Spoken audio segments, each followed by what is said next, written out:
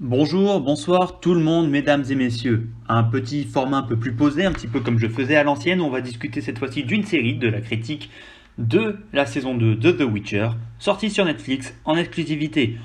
Pour ceux qui ont suivi ma vidéo sur la première saison, vous savez, ça va se passer plus ou moins de la même manière. Je vais pouvoir me poser un petit peu et faire un format pas non plus complètement à l'arrache et complètement non plus à l'improviste, mais même si j'ai préparé un script, évidemment, que je vais suivre ce script, je vais beaucoup moins me focaliser dessus, beaucoup moins rythmer ça.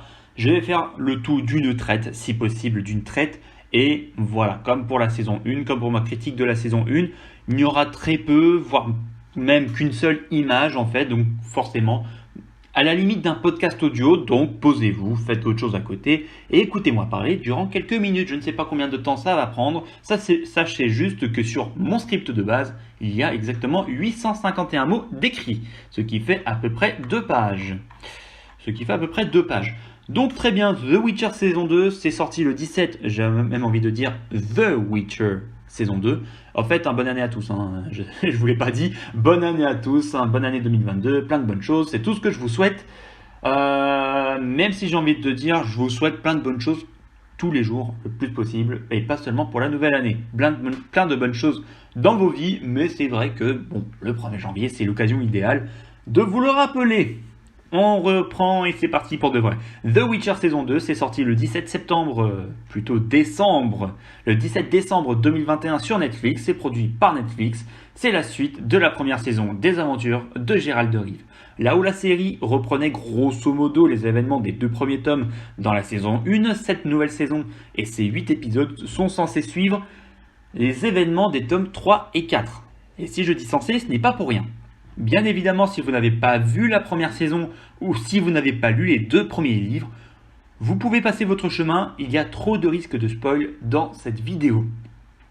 En vrai, j'en sais rien, je sais plus ce que j'ai écrit dans la suite, là je suis en train de lire en même temps, mais dans le doute, partez, allez regarder la saison 1, allez lire les 2 premiers bouquins, ou faites ce que vous voulez, mais bref, si vous n'avez pas lu, en gros ce qui se fait dans la saison 1 ou dans les 2 premiers livres, eh ben voilà, vous allez être grandement spoilé, vous allez vous faire divulgacher les événements de l'histoire. C'est bon, vous êtes parti? Parfait.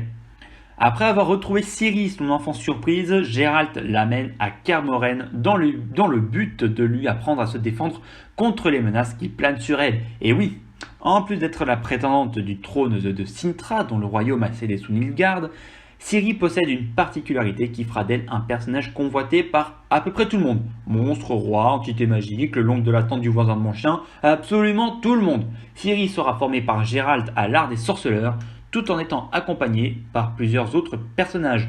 On retrouve dans la série Geralt, Vésimir, Lambert et j'en passe côté sorceleur, ou encore d'autres personnes telles que Triss Merigold ou Yennefer de Wengerberg.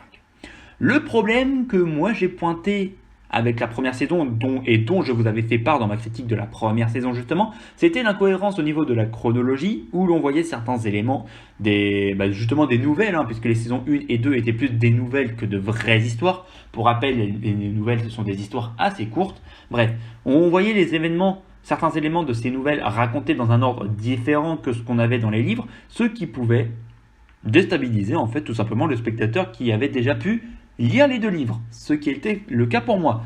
Et encore pour moi c'était tout frais, je venais à peine de me finir les deux livres quand j'ai maté la saison 1.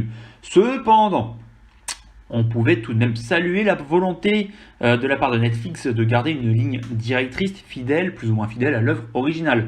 Dans la saison 2, il n'en est rien. Là où les choses se sont améliorées au niveau de la cohérence temporelle, il en est tout autre pour le respect de l'œuvre. Les détails seront abordés dans la suite, bien évidemment, puisque je vais spoiler peut-être un petit peu la saison 2. Je vous préviendrai. Dans les points positifs à souligner, nous avons perdu en plus de l'ambiance fidèle à l'univers The Witcher et le jeu d'acteur excellent, un rythme plus soutenu, plus régulier dans son ensemble que dans la saison 1, rendant le suivi de la série moins pénible et je dirais même agréable. Le rendu final est cohérent, ça nous donne envie d'en savoir plus sur la suite. Là où la saison 1, bon, d'un côté j'avais hâte que la série se finisse, de l'autre côté je me disais allez non, j'ai pas envie de regarder la suite.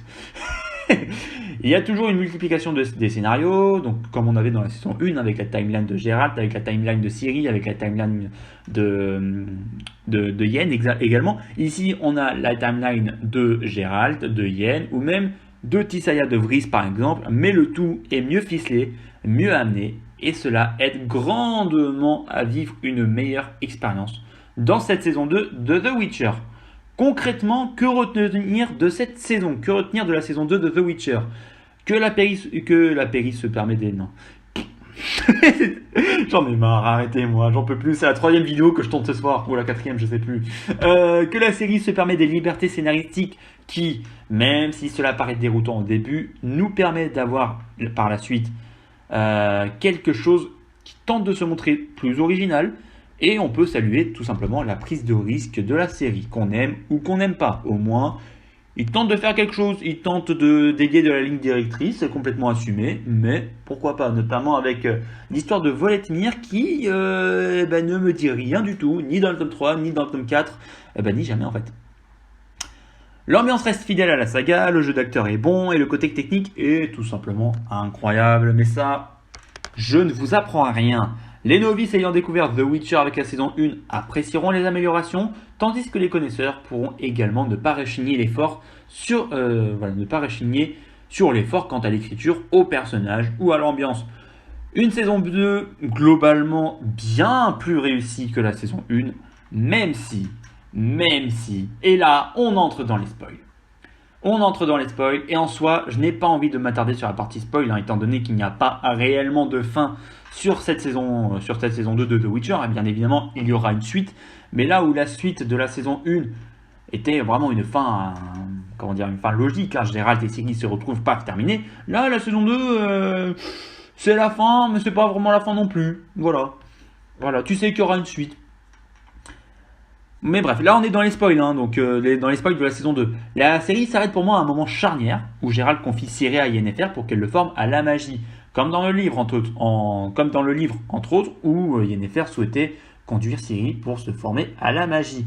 Néanmoins, j'aimerais aborder 2 aspects dans les spoils, on va dire, un négatif puis un positif. Un qui n'est pas vraiment un spoil puisque ça arrive dès le début de la série, de la saison 2. On commence avec Eskel. Non mais sérieux, le tuer dès le début de la saison. On parle quand même de quelqu'un que Geralt considère comme un frère, comme un de ses meilleurs amis, si ce n'est son meilleur ami. Là, on est à l'équivalent du tome 3 et il meurt déjà. Sachez pour la chronologie dans The Witcher qu'on retrouve d'abord les 7 bouquins, parce qu'il y a 7 bouquins plus les hors-série, mais bon, il y a les hors-série. On retrouve d'abord les 7 bouquins, puis les 3 jeux. Donc il y a 10 histoires. The Witcher 3 Wild Hunt est le dernier opus de toute la chronologie du sorceleur et on y retrouve Eskel en très bonne santé. Alors pourquoi là il meurt à l'équivalent du tout début de la saga The Witcher, livre plus jeux vidéo confondus? Pourquoi? Qu'est-ce qu'ils nous ont fait avec Eskel? Pourquoi ils nous l'ont fait mourir? Qu'est-ce qu'ils se sont dit à ce moment-là? Mais pourquoi? Après, par contre, il y a un point positif, la partie avec Voletmir qui est peut-être très intéressante, qui je trouve est très bien exploitée et accentue la différence avec le livre, notamment pour la relation entre Voletmir, justement elle-même, Ciri, manipulée par Voletmir en tuant plusieurs sorceleurs, ainsi que la chasse sauvage qui fait son apparition. Petite précision pour ceux qui pensent que l'apparition de la chasse sauvage est une référence aux jeux vidéo et notamment à The Witcher 3, c'est faux. La chasse sauvage était déjà présente dans les bouquins, évoquée dès le début des livres sous le nom de la traque sauvage. Et à titre personnel, si on considère que la chasse sauvage c'est un clin d'œil aux jeux vidéo et que c'est le clin d'œil aux jeux vidéo, déjà non. Et à titre personnel, du coup, je n'ai pas vu de réel clin d'œil aux jeux vidéo de la série The Witcher. Mais après, si quelqu'un souhaite me donner tort, je l'invite bien évidemment à se faire plaisir par commentaire. Il n'y aura aucun problème à cela. Sachez juste que la chasse sauvage n'est pas une référence aux jeux vidéo, tout simplement. Voilà. Conclusion. The Witcher saison 2, une bonne série, plus agréable à suivre que la saison 1, même si certains passages des bouquins me mentent toujours autant, mais bon, au moins, ils ont tenu compte de certains défauts de ce qu'ils avaient produit précédemment. Un petit 13 sur 20 pour moi, c'est la fin de cette vidéo. Petit format, comme je vous l'ai dit, beaucoup plus tranquille, un peu plus freestyle comme on dit. Je vous souhaite de passer une excellente semaine, une excellente année 2022 et quant à moi je vous retrouve vendredi prochain. Bonne fin de semaine à vous et à très bientôt. Au revoir.